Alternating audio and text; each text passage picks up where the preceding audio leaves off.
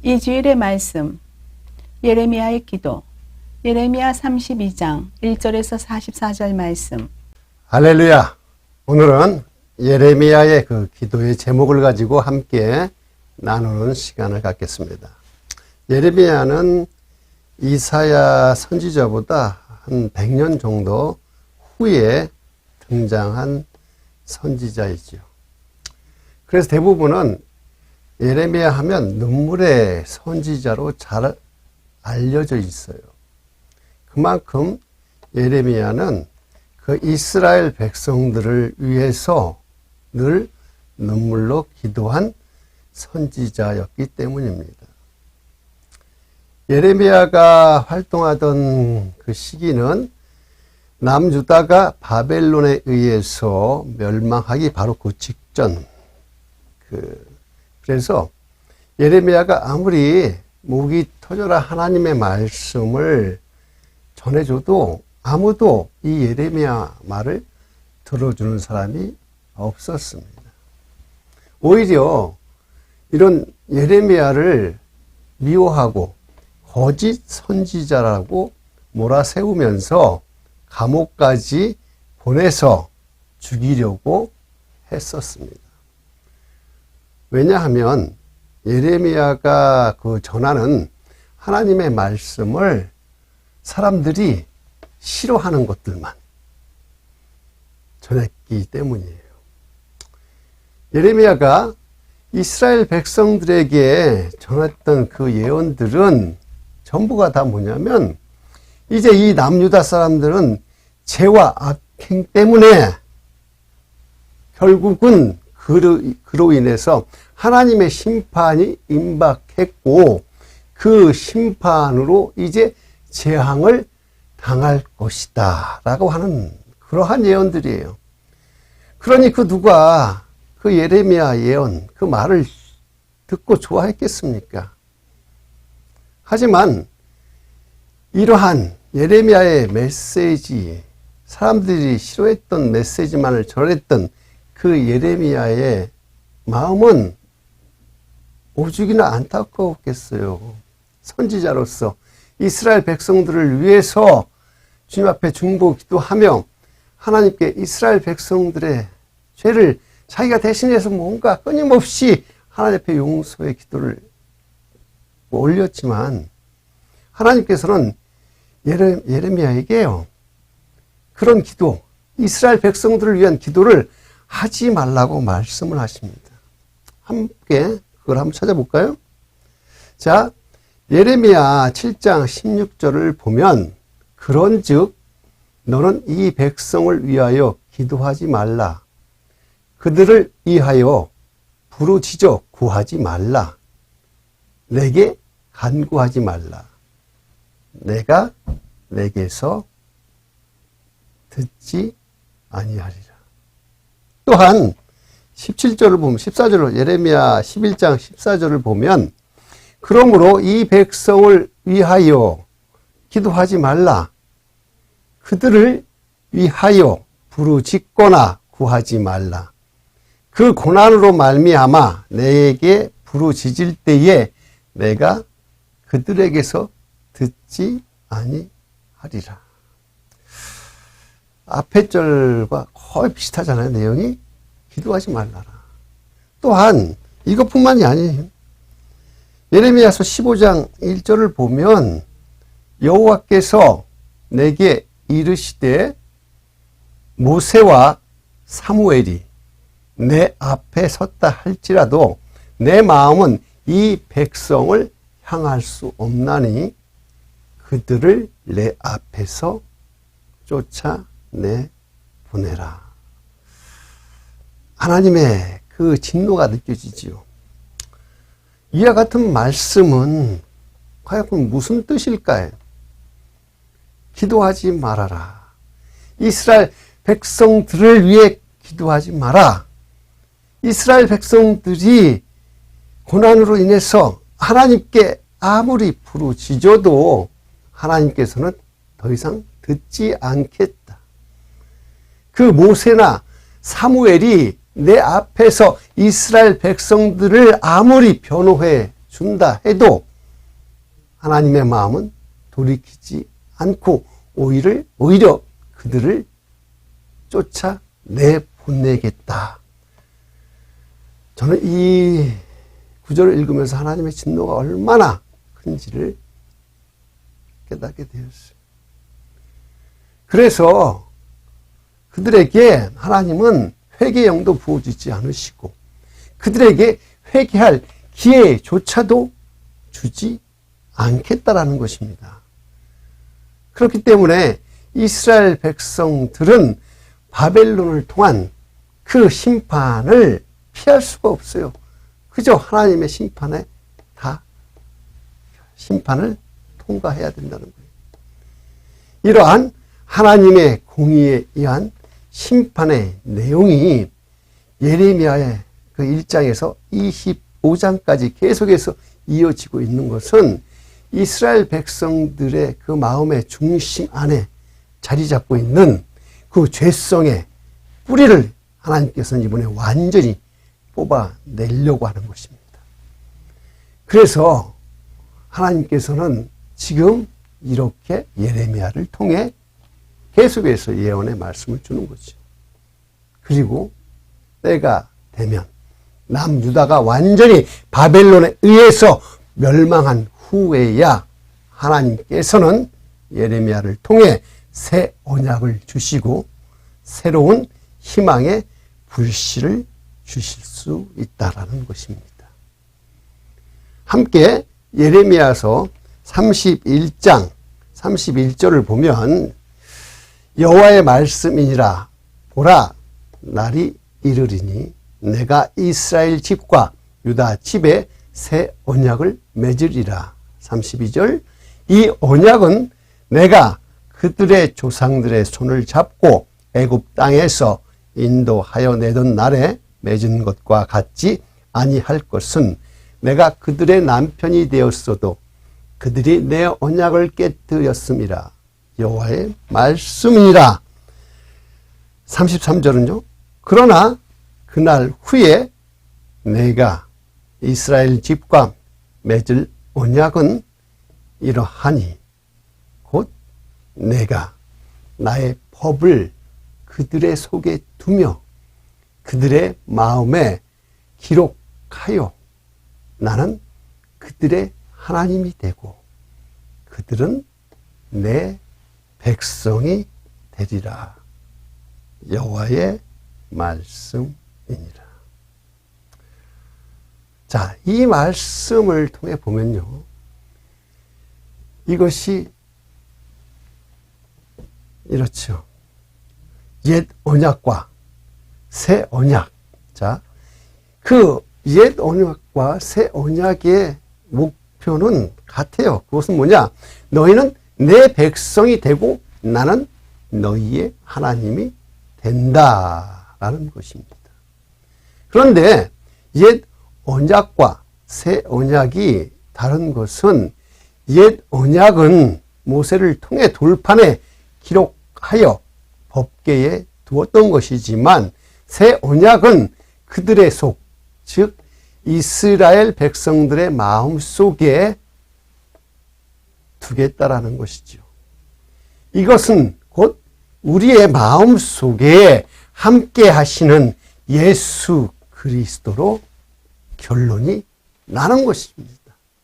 즉 예레미야가 받은 새 언약은 예수 그리스도의 피로 세운 새 언약을 말합니다.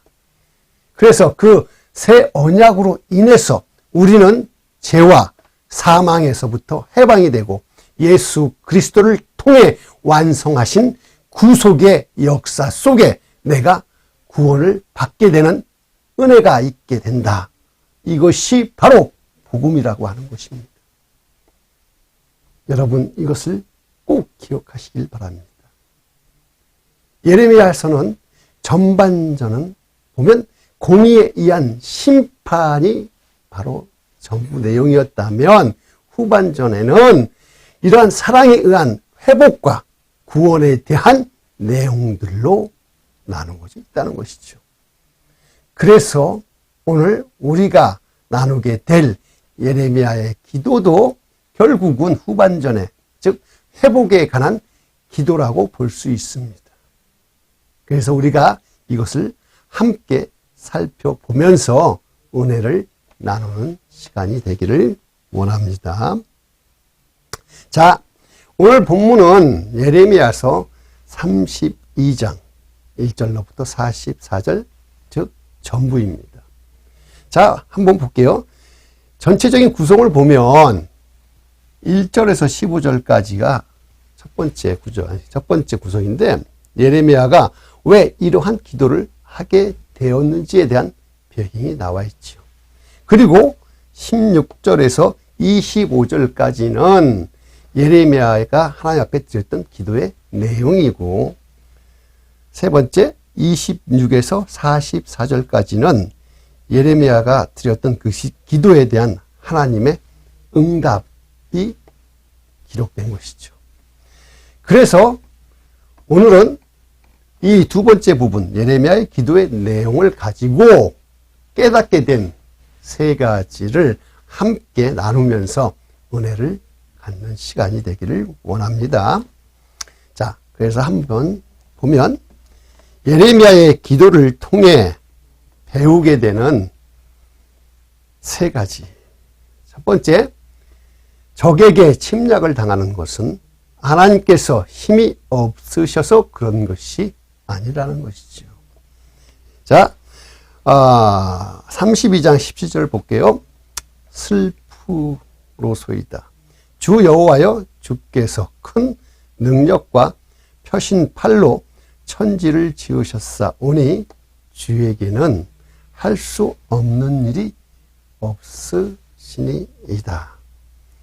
자, 여기서 슬프로소이다라고 시작되는 이 예레미야의 기도는 현재 남유다의 상황이 지금 바벨론 앞에 풍전등화와 같은 그러한 상황에서 속수무책으로 당할 수밖에 없는 그러한 것을 보고 있는 예레미야의 시점에서 자신의 심정을 담고 있다라고 봐야겠지요. 이러한 적들의 침략을 하나님께서는 왜 막아주시지 않는 것일까? 그것은 바로 하나님께서 힘이 없으시기 때문이 아니라는 것입니다. 오히려 예레미야는 하나님께서는 천지를 지으신 창조주이시면서 또한 그분은 못하실 일이 아무것도 없는 능력에 전지전능하신 하나님이라고 하는 것을 강조하고 있어요. 그런데 왜 남유다는 그렇게 이방인 바벨론의 침략을 속수무책으로 당해야만 할까요? 바로 그 이유가 16절에 나옵니다. 자, 18절에 나오는데 18절을 보면 주는 은혜를 천만인에게 베푸시며 아버지의 제약을 그 후손의 품에 갚으시오니 크고 능력 있으신 하나님이시요 이름은 만군의 여호와시니이다. 예레미야는 17절에서 얘기했듯이 창조주 하나님, 전지전능하신 하나님이 못하실 일이 없으신 하나님을 이미 강조했잖아요. 그것처럼 이 점에서는 아주 공정한, 공의로운 하나님을 강조하고 있어요. 그래서 은혜는 천만인에게 베푸시지만 아버지의 제약은 그 후손의 품에 갚으신다라고 말하고 있잖아요. 이것을 보면 하나님께서는 사랑으로 은혜도 주시는 분이시지만 죄를 지으면 그 죄값을 반드시 갚으신다라고 말하고 있습니다. 계속해서 19절을 보면 주는 책략에 크시며 하시는 일에 능하시며 인류의 모든 길을 주목하시며 그의 길과 그의 행위의 열매대로 보응하시느니라. 하시나이다. 자, 이 말의 뜻을 한번 살펴보면 하나님의 계획은 커요. 크시면서 또 능력이 있으신다는 것이죠. 그래서 모든 역사를 다 주관하시는 그런 하나님께서 그들의 행위, 그 사람들이 짓는 모든 행위대로 다 대가를 치르신다라는 그러한 것입니다. 이것이 바로 하나님의 공의라고 하는 것입니다. 공의란 공평과 정의를 하나로 묶은 말로요. 하나님께서 다스리는 나라는 공평 그리고 정의가 실현되는 나라를 말합니다. 이것은 그 나라의 신분과 위치에 따라서 불이익과 차별을 당하지 않고 또한 그러한 공평과 정의를 판단하는 기준은 오직 하나님이 주신 법, 즉 율법을 통해서만 이루어지는 것입니다. 그래서 하나님 나라의 공의는 선을 행하면 상을 받고 죄를 범하면 벌을 받게 되는 것이죠. 자, 계속해서 두 번째로 예레미야의 기도를 통해 배운 세 가지 보면, 두 번째, 언약의 백성이라도 하나님의 공의에 범죄하는 심판하십니다. 자, 예레미야 32장 20절로 22절까지를 보면, 주께서 애굽 땅에서 표적과 기사를 행하셨고 오늘까지도 이스라엘과 인류 가운데 그와 같이 행하사 주의 이름을 오늘과 같이 되게 하셨나이다. 주께서 표적과 기사와 강한 손과 펴신 팔로 큰 두려움으로 주의 백성 이스라엘을 애굽 땅에서 인도하여 내시고 그들에게 주시기로 그 조상들에게 맹세하신 바 젖과 꿀이 흐르는 땅을 그들에게 주셨으므로. 아멘. 자, 이 구절들을 보면요, 이스라엘 백성들은 주님께서 아주 특별하게 택하신 언약의 백성들입니다.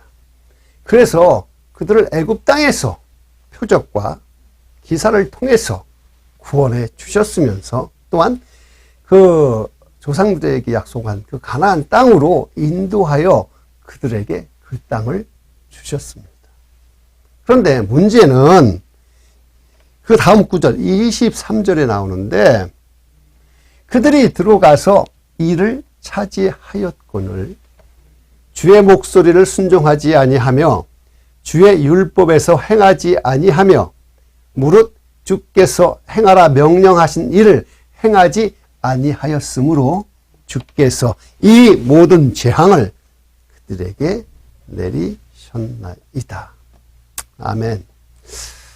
자, 하나님의 공의는 아까도 말씀드렸듯이 어느 나라, 어느 신분에 따라서 차별하지 않는 공평과 정의를 말한다고 했습니다.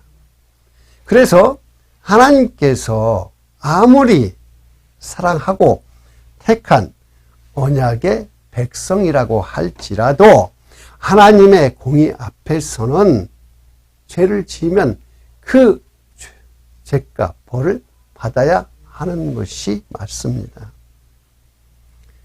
하나님께서는 이스라엘 백성들에게 이방인들에게는 주지 않은 하나님의 법, 즉 율법을 주셨는데 그 율법을 지키고 행하면 하나님께서는 복을 준다고 하셨죠. 그렇기 때문에 그 율법을 지키고 행하며 또한 그 율법을 지키지 못하면 저주가 있다고 했어요. 그런데 이스라엘 백성들은 그 율법을 지켜 행하지 못했기 때문에 지금 바벨론의 침략과 같은 이러한 재앙을 그들에게 내리시고 있는 것입니다.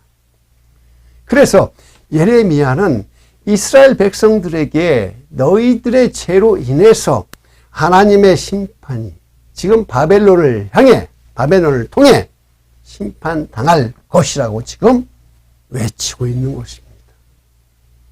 이것은 그렇기 때문에 너희들 지금부터 회개해가 아닌 회개를 촉구하는 것이 아니라 이미 하나님께서는 심판을 확정하셨기 때문에 이를 위해, 그들을 위해 기도하지 말라고 하셨어요.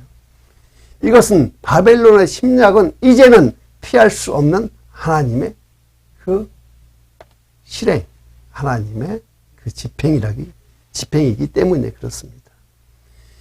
이것이 바로 예레미야의 사명이었어요. 그래서 예레미야는 이러한 예언을 전했기 때문에 사람들로부터 핍박도 받고 고난을 당했던 것입니다. 선지자로서 자기가 정말로 전하고 싶지 않은 그러한 사명이라도 예레미야는 그 말씀을 순종했어요. 그래서 그는 늘 눈물로 선포하고 다니지 않았을까 생각해 봅니다. 자, 계속해서 세 번째를 보면 예레미야 기도를 통해 배우는 세 가지. 세 번째, 택한 백성은 때가 되면 하나님께서 회복해 주신다는 것이죠. 자, 25절을 보면 주 여호와여 주께서 내게 은으로 밭을 사며 증인을 세우라 하셨으나 이 성은 갈대아인의 손에 넘기신 바 되었나이다. 자, 이 말씀이 어찌 회복에 관한 말씀이 될 수 있을까요? 한번 살펴보면요. 예레미야가 이 말씀을 쓸 때를 그 상황, 배경을 보면 자, 8절을 한번 봐요.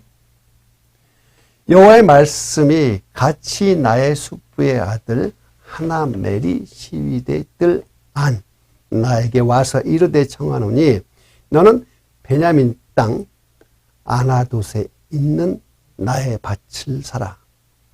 기업의 상속권이 내게 있고 물을 권리가 내게 있으니 너를 위하여 사라 하는지라. 내가 이것이 여호와의 말씀인 줄 알았으므로. 아멘. 자, 지금 이 말씀을 보면 예레미야는 지금 어디에 있냐면 시대의 뜰한 감옥에 갇혀 있어요. 아까도 얘기했죠. 사람들이 미워해. 그래서 감옥에 가둬버렸습니다. 그런데 이런 감옥에 갇힌 예레미야를 누가 찾아왔어요? 바로 숙부의 아들 하나멜이 찾아와서 이렇게 말을 해요.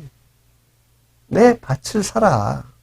지금 예레미야는 감옥에 있는데 지금 그 사촌이 내 밭을 사라고 해. 근데 지금 시점이 어떤 시점이? 지금 바벨론이 침략해 들어와서 나라가 곧 망하기 바로 직전입니다. 이제 바벨론의 침략은 시작되고 이제 곧 나라가 망하면 그 땅이 무슨 소용이 있겠어요. 이런 시국에 땅을 팔고 또 그 땅을 산다는 것은 바보짓일 수 있지요. 나라가 망하면 그 땅에 무슨 가치가 있을 거예요? 오히려 있는 땅이라도 팔아서 다 돈으로 바꾸는 것이 더 현명할지도 모릅니다. 그런데 이것을 하나님이 명령을 하시고 있어요. 자, 한번 생각을 해봐요. 지금 이렇게 지금 땅을 살 때가 아닌데 지금 땅을 사라고 하신 하나님, 이런 명령을 하신 하나님, 왜 하나님께서는 지금 상황에 맞지 않는 이런 명령을 하셨을까요? 거기에 대해서 한번 보면 14절 15절에 만군의 여호와 이스라엘 하나님께서 이와 같이 말씀하시기를 너는 이 증서 곧 봉인하고 봉인하지 않은 매매 증서를 가지고 토지에 담아 오랫동안 보존하게 하라. 15절을 보면 만군의 여호와 이스라엘의 하나님께서 이와 같이 말씀하시니라. 사람이 이 땅에서 집과 밭과 포도원을 다시 사게 되리라. 다시 산다라는 것이잖아요. 자, 여기서 이 증서는 바로 뭐예요? 아까 그 사촌으로부터 밭을 산 땅 문서를 말하는 거예요. 그리고 그 문서를요, 봉인하고 봉인하지 않은 매매 증서를 토기에 담아서 오랫동안 보존하라고 했습니다. 그것은 왜? 언젠가는 다시 그 가치가 없는 그 땅을 사는 사람들이 생겨서 그 땅을 살 것이기 때문이라는 겁니다. 이것은 예레미야에게 지금은 멸망하는 그 땅을 사지만 반드시 이 땅은 하나님께서 회복시켜 주실 것이기 때문에 하나님께서는 그러한 회복의 약속의 의미가 담겨져 있다라는 것. 이것이 바로 이 말의 핵심이라는 거예요. 계속해서 42절을 보면 여호와께서 이와 같이 말씀하시니라. 내가 이 백성에게 이 큰 재앙을 내린 것 같이 허락한 모든 복을 그들에게 내리리라. 자, 지금 당장은 나에게 손해보는 일처럼 보일지라도 그것은 내 생각 그리고 나의 내가 가지고 있는 경험과 그런 모든 나를 중심으로 한 그러한 시각일 뿐이에요. 하지만 하나님의 생각과 하나님의 시각으로 바라볼 수 있는 그런 모든 문제는 반드시 하나님의 때가 되면 다 해결해 주신다는 것. 이것이 바로 오늘 말씀의 핵심이라는 것입니다. 이제 한번 말씀을 정리해보면 창조주이시고 모든 일을 할 수 있으신 하나님께서 선택받은 하나님의 백성이라 할지라도 심판 가운데 내버려 두는 것은 하나님의 공의에 의한 죄의 심판이었다는 것이죠. 하지만 우리의 그 죄의 대가는 예수님께서 십자가에서 다 짊어지시고 이제 돌아가셨기 때문에 우리는 이제 예수님을 나의 구주로 삼아 예수님만을 의지하며 살아가는 때에 나의 죄는 이제 다 용서받은 것이고 또한 예수님과 동행하며 이 땅에서 살아갈 동안에는 죄로 인해서 묶였던 저주 이 모든 것들을 다 하나님께서 회복시켜 주실 것이며 건강한 신앙생활을 통해서 우리의 몸과 영혼이 건강하게 이 땅 안에서도 행복하게 살게 된다라는 것이 바로 오늘 말씀입니다. 할렐루야. 자, 사랑하는 성도 여러분, 어때요? 이 말씀을 통해서 뭔가 예수 그리스도와 함께 살아가는 것 뭔가 좀 이렇게 느껴지지 않아요? 할렐루야. 자, 함께 이 말씀을 놓고서 묵상하며 함께 기도해 보겠습니다. 아멘. 설교 요약. 이스라엘 백성들이 심판을 받는 것은 옛 언약을 깨뜨린 그들의 죄로 인함입니다.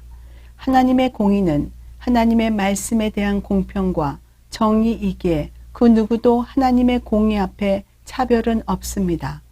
그래서 순종하면 복을 받고 불순종하면 벌을 받습니다. 이것은 신명기 28장의 복과 저주에 관한 모세의 당부였습니다. 하지만 심판 후에 하나님께서는 새 언약을 주셨으니 옛 언약은 돌판에 새겼으나 새 언약은 마음판에 새기는 것으로 이것은 예수 그리스도의 피로 세운 새로운 언약입니다. 그러므로 이제는 예수 그리스도를 믿음으로 우리는 새 언약의 백성이 되었으니 하나님의 공의에 의한 심판은 예수 그리스도께서 이미 받으셨고 우리는 하나님의 사랑으로 구원을 받았습니다. 예레미야의 기도를 통해 깨닫는 세 가지.